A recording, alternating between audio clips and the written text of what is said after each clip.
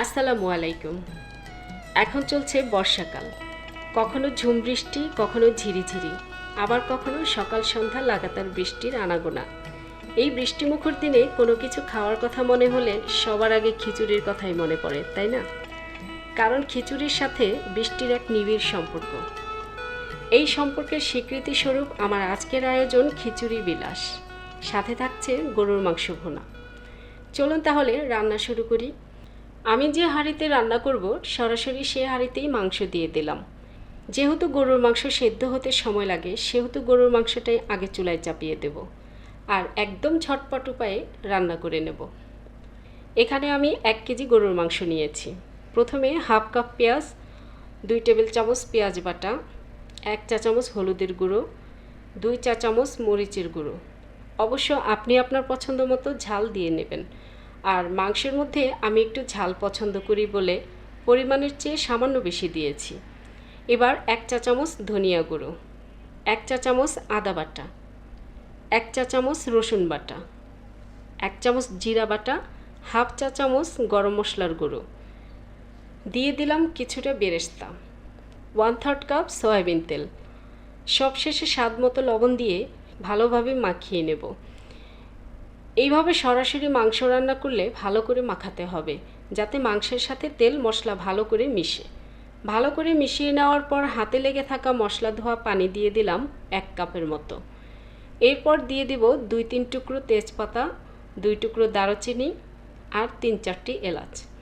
তারপর একটু নেড়ে মিশিয়ে চুলার আঁচ মিডিয়াম রেখে ঢাকনা দিয়ে ঢেকে দেব। মাংস হতে থাক। এবার আমরা খিচুড়ির প্রস্তুতি নিয়ে নেব। আমি এখানে 2 কাপ কালো জিরা পোলাওর চাল নিয়েছি, 1/3 কাপ মুগ ডাল। এই ডাল আমি একটু ভেজে নিয়েছি, কারণ মুগ ডাল ভেজে নিলে সুন্দর একটি সুঘ্রাণ আসে। আর নিয়েছি 1/4 কাপ মসুরের ডাল।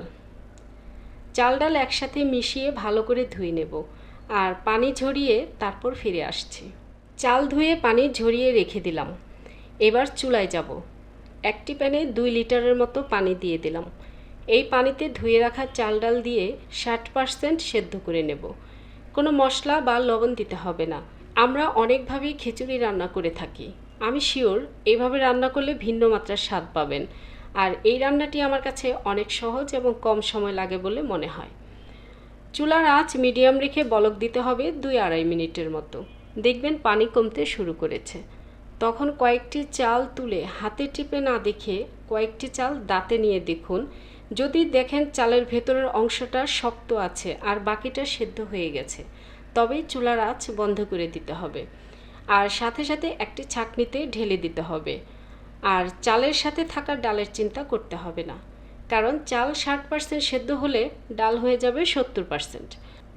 চাল ডালের স্টার্চ বা মাড় ঝরানোর জন্য 1 মিনিটের মতো ছাঁকনিতে রেখে দিয়েছিলাম। এবার একটি স্প্যাচুলার সাহায্যে একটু উল্টে পাল্টে দিতে হবে, যেন ভেতরের গরম ভাপটা বের হয়ে যায়। আর তা না হলে এই ভাপে চাল আরও সেদ্ধ হয়ে যাবে। আপনি একটি ছড়ানো ট্রেতে রেখেও ঠান্ডা করে নিতে পারেন, তা না হলে বারবার একটু নেড়ে দিলেই হবে। 60% সেদ্ধ করা চাল ডাল পুরোপুরি ঠান্ডা করে বক্সে ভরে ফ্রিজের নর্মাল চেম্বারে রেখে দিতে পারেন 4-5 দিনের জন্য।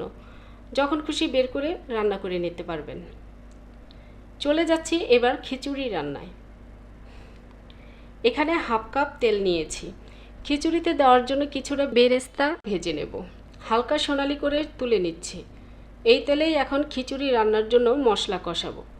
প্রথমে হাফ কাপ পেঁয়াজ দিয়ে দেব, 3-4টি তেজপাতার টুকরো, 2 টুকরো দারুচিনি, 4-5টি এলাচ, 1 চা চামচ জিরা। সব কিছু একসাথে বাদামি করে ভেজে নেব। পেঁয়াজ হালকা বাদামি ভাজা হলে এর মধ্যে দিয়ে দেব 3 টেবিল চামচ পেঁয়াজ বাটা। সামান্য পানি দিয়ে দেব যাতে পুড়ে না যায়। 1 টেবিল চামচ মরিচের গুঁড়ো, আপনার স্বাদ অনুযায়ী মরিচ দিয়ে দেবেন। 1 টেবিল চামচ ধনিয়া গুঁড়ো, হাফ টেবিল চামচ ভাজা জিরা গুঁড়ো, হাফ টেবিল চামচ রসুন বাটা, হাফ টেবিল চামচ আদা বাটা, হাফ টেবিল চামচ জিরা বাটা। এই পরিমাণ চাল ডালের জন্য আমার স্বাদ অনুযায়ী 1 টেবিল চামচ লবণ দিয়েছি। আপনি আপনার স্বাদ মতো লবণ বাড়িয়ে কমিয়ে নিতে পারেন। এখানে আমি 13-14টা কাঁচামরিচ দিয়ে দিলাম। যে কোনো খিচুড়ি রান্নায় কাঁচামরিচের ফ্লেভার খুবই ভালো লাগে। তাই পরিমাণে বেশি দিতে হয়। ব্যাস সব দেওয়া শেষ। তবে আপনার পছন্দের অন্য কোনো মশলা, আচারের তেল বা আচার অ্যাড করতে চান যদি, তাহলে অ্যাড করে নিতে পারেন। তবে মশলাপাতি এই পর্যন্তই পারফেক্ট লাগে আমার কাছে।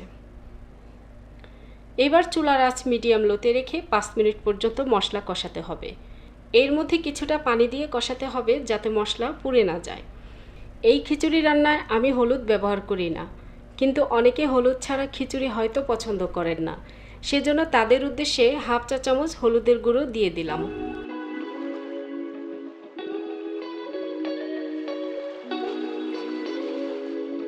শেষে হাফ কাপ পানি দিয়ে মশলাটাকে একটু ঝোলঝোল করতে হবে। আর এই ঝোলঝোল মশলা থেকে যখন তেল উপরে উঠে আসবে তখন চাল ডাল দিয়ে দেব। আলতো করে খুব ভালোভাবে মশলার সাথে চাল ডাল মিশিয়ে নিতে হবে। ও হ্যাঁ, চুলার আঁচ এই সময়ে একেবারে লোতে রাখতে হবে, একদম রান্না শেষ না হওয়া পর্যন্ত। ভালোভাবে মেশানো হয়ে গেলে এর মধ্যে 1 চা চামচ ঘি দিয়ে দেব।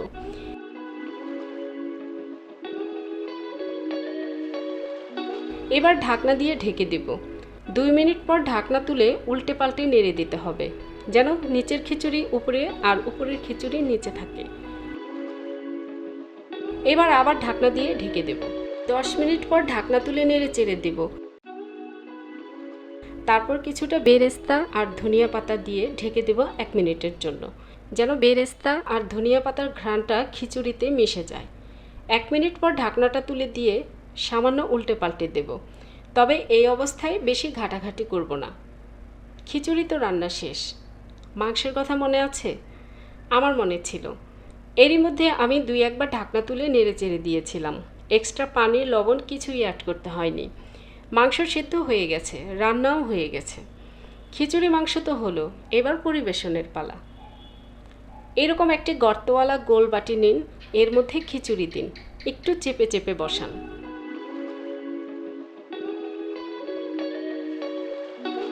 তারপর মাংস দিন, মাংসের উপর আবার খিচুড়ি চেপে চেপে দিন। খিচুড়ি মাংসের 3টি লেয়ার করে এবার একটি প্লেট নিন। প্লেটটি বাটির উপর রাখুন আর বাটিটি উপর করে দিন। হালকা একটা থাপ্পড় দিন। এবার বাটি তুলুন। এটা জাস্ট একটু ডেকোরেশনের জন্য, তাছাড়া কিছুই না। আপনি সরাসরি প্লেটে খিচুড়ি মাংস নিয়েও পরিবেশন করতে পারেন। পেঁয়াজ, সালাদ, লেবু দিয়ে পরিবেশন করুন। তবে সাথে কালো জিরা ভর্তা, ইলিশ ভাজা, বেগুন ভাজা, আচার আর বাহিরে ঝিরিঝিরি বৃষ্টি। জবাব নাই, কোনো জবাব নাই। আশা করি আজকের খিচুড়ি বিলাস রেসিপি সবার ভালো লেগেছে। ভালো লেগে থাকলে চ্যানেলটি সাবস্ক্রাইব করে পাশে থাকবেন আর আমার জন্য অবশ্যই দোয়া করবেন।